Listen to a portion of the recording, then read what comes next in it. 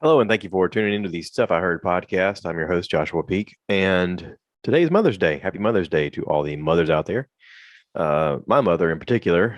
I mean, I know your mom is special and all, but my mom made me. So thanks, Mom. Yeah. So, what's going on in the world? We've had a few interesting things happen lately. For one, the weather's turned cooler all of a sudden. Um, Here it is, Mother's Day in May. And we've had a cold snap, and with that brought some really bad weather. I know a lot of people in the area have had tornadoes and hail and stuff like that. And we were expecting a really bad weekend, pretty much all weekend for spots of this kind of stuff.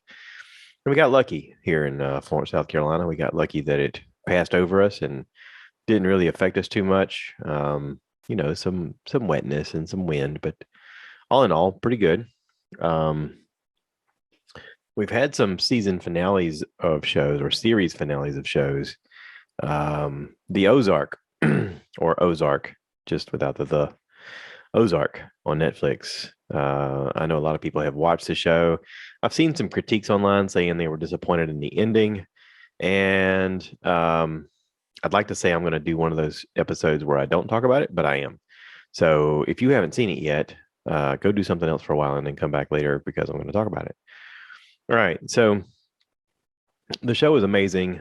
Jason Bateman created the show with another writer, and they put all their money into it. And I made a comment before that I was really impressed by the idea of the show because it was, to me, a jumping off point from what Breaking Bad had taught us.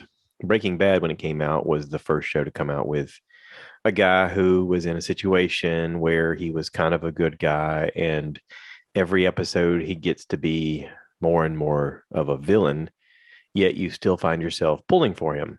And in the show, he doesn't release to his family what he's doing until the show gets much later down the road.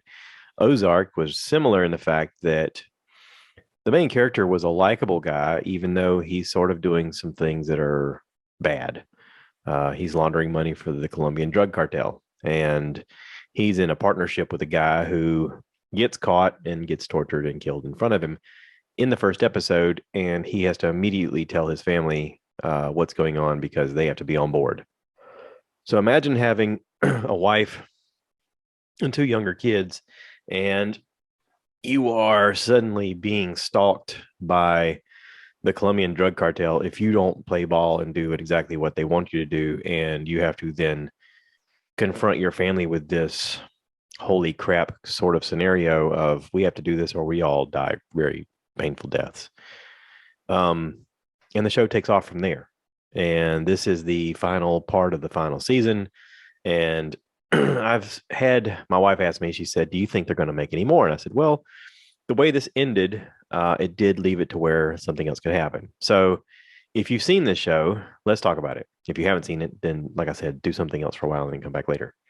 Um, so in the show, during the final episodes, we get to see Ruth take control of her destiny in a way, and she ends up killing the fella who killed her cousin, and she sort of gets some sort of redemption from that.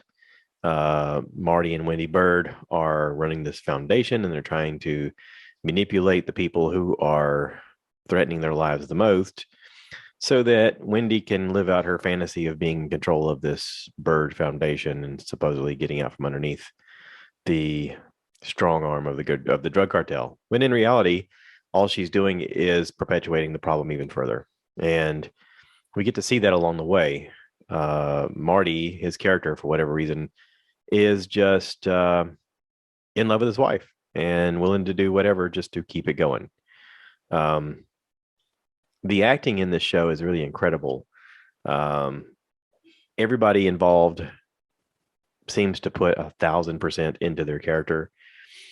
They make it all very believable. They make them so either likable or unlikable to the point that you really find yourself rooting for them, regardless of what their role is from that point on as that character. Um, you know, the woman who played Wendy Bird, I saw a meme today that says, It's interesting when you can play a character so dislikable that people outside of the show hate you just because of the role you played on the show. I saw that with the guy who played Negan on The Walking Dead. People would see him in public and spit on him because they really hated his character, even though he's an actor and he's just playing a role. But he played the role so well that he was likable. He was dislikable as a person outside of the role, and they had to make extra efforts to make him likable outside of the role because he was having such a hard time in real life, just navigating real life. There was a lot of PR done where he's hanging out with other characters on the show as friends, and a lot of stuff done in public view so that people know, hey, hey, hey, he's just an actor. This is just a role, just playing this part. But you know, there are certain acting jobs where they do such a great job that you totally forget who they are. And you know, the part of Ruth Langmore, played by Julia Garner, there's been a lot of people talking about the fact that they're super impressed with her acting ability, being such a young actress and being able to portray this role as well as she does. And at every cornerstone, she is on the fringe of losing her mind and trying to hold on to everything she's got, and also doing accents the entire time. Um, I don't think it's lost on anybody how well she does on the show, but the physical acting in it is just as important. I mean, we've seen that this year with Wendy Bird and with Ruth Langmore portraying these characters and just being on the verge of a mental breakdown, physically and mentally and emotionally, putting it all on the camera. I mean, it's rare that you get to see acting on this level, and you get to see it in this show. Now, the show itself will make your palms sweat. It'll make you nervous for the people involved. At every turn, you're thinking, there isn't another way out of this. Like, how do you keep getting yourself further and further into this? And it's just terrifying. Um, I guess the most terrifying part about it is the fact that we all know that these types of people exist. I mean, this sort of lifestyle exists. The This past week, I listened to Timesuck with Dan Cummins. It's a podcast.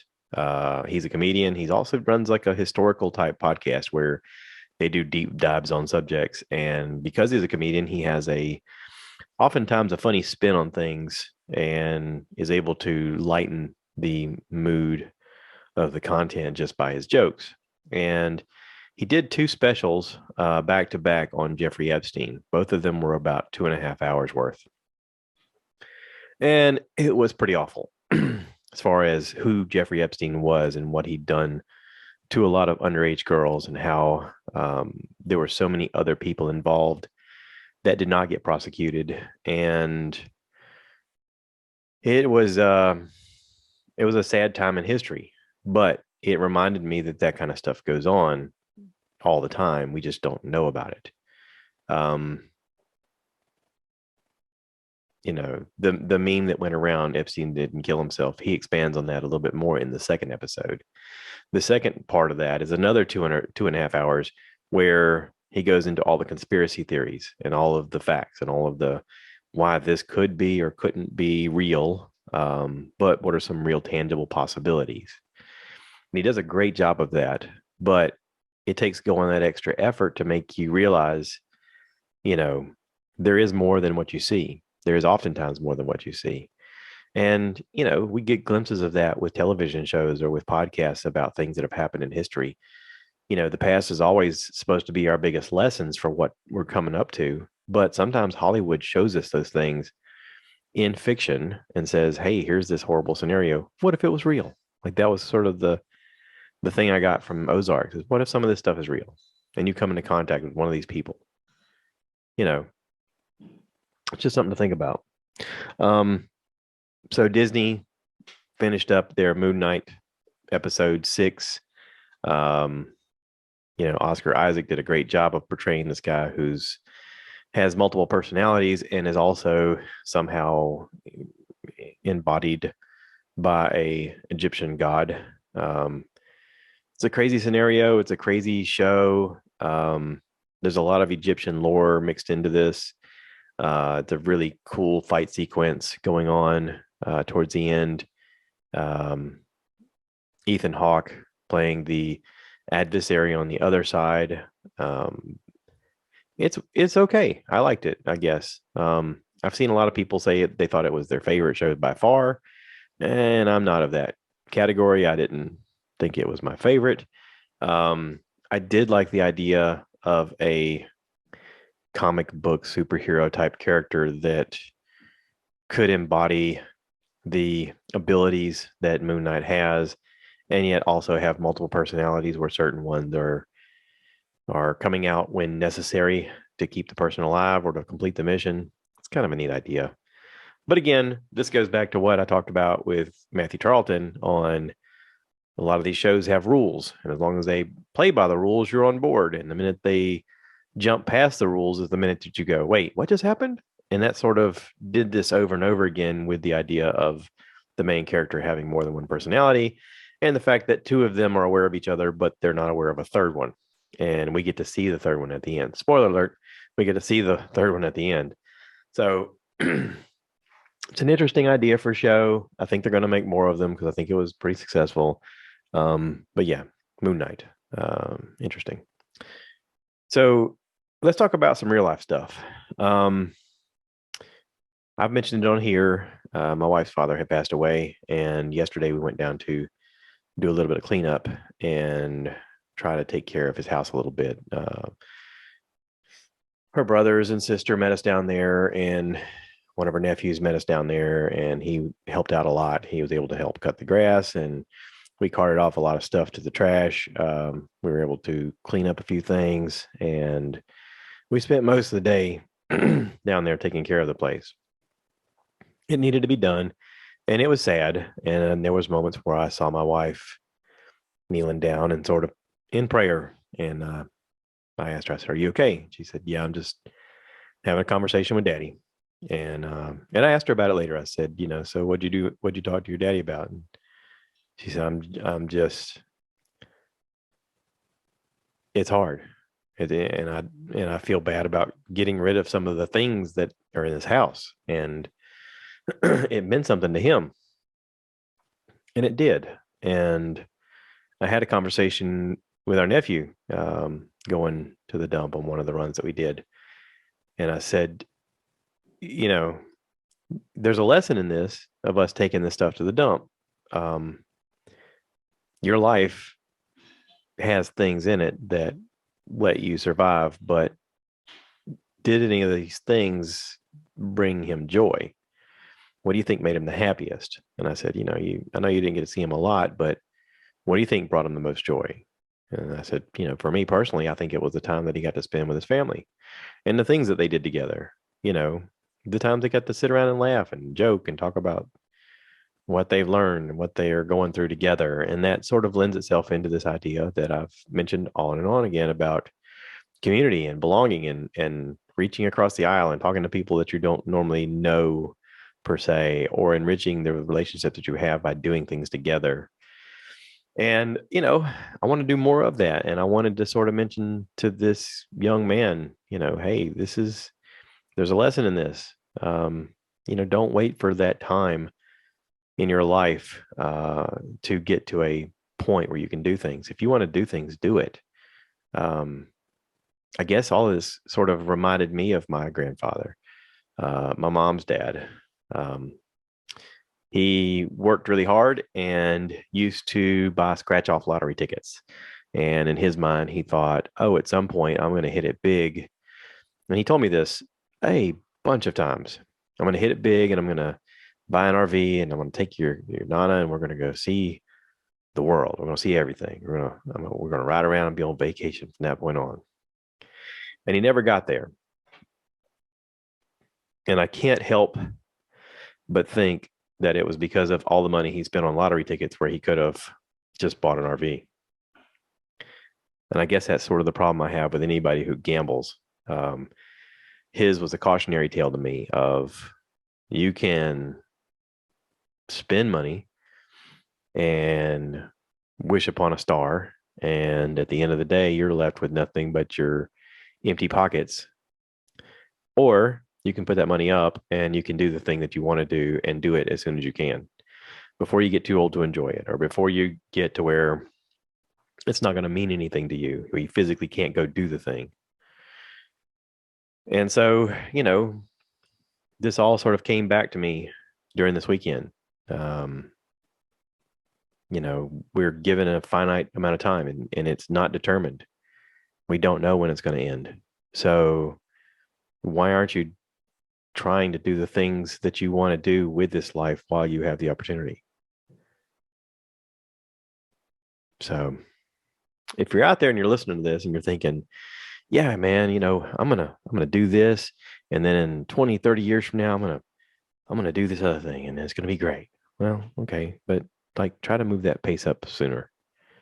Try to have a better plan sooner. Try to go after that thing sooner. Try to experience it sooner. Timesuck this past week had a new special on Vladimir Putin, and Dan Cummins did a really good job of teaching me who Vladimir Putin was historically, and sort of what a complete, dirtbag dictator he is, tyrannical dictator. It's interesting. So I highly recommend checking it out. I've linked it on my Facebook. If you can't find it, go to Dan Cummings or Timesuck, anywhere you can find social media, and you'll find it there. The Vladimir Putin one is probably the best one I've heard him do. And I highly recommend it if you want to learn about what's going on right now between Russia and Ukraine, and you're kind of curious about what our place is in it and how this all works into the world controlling media and what everyone's position is and why they're taking the position they are. It's very interesting. It's very well thought out. I think he did a fantastic job of stating his point of view while also stating the views of other people around the world, and where their concerns are and where their mindset is. But also never taking away from the fact that this is all done through a propaganda machine, which is Vladimir Putin, and how he is just up to no good. So that's it. I'm going to do a short one. To everybody out there who's listening, I appreciate you listening. I did go back and listen to Mathew Tarlton's latest episode. He goes really deep into some subjects of what he was going through between 2015 and 16, and how this mental health struggle that he's been in really took a nosedive, and what he's learned from it, and what he's learned to try to get away from it, and how he can somehow, maybe through a podcast or through conversation, can encourage others to go get help and to talk about what's going on in their lives, to maybe not go down the same roads. This is a community. This is what we're aiming for. This is the idea of we can help one another, and sometimes the help is just admitting our own faults and our own struggles and the things that we're going through. We do what we can, right? So happy Mother's Day to all the mothers out there, especially the mothers that are closest to me, because obviously you mean more to me than someone else's mother. I know that sounds weird. Yeah. So thank you for listening. If you want to be part of the podcast, reach out. And as always, cue the cat. So I want you guys to give me more likes. Give me more likes.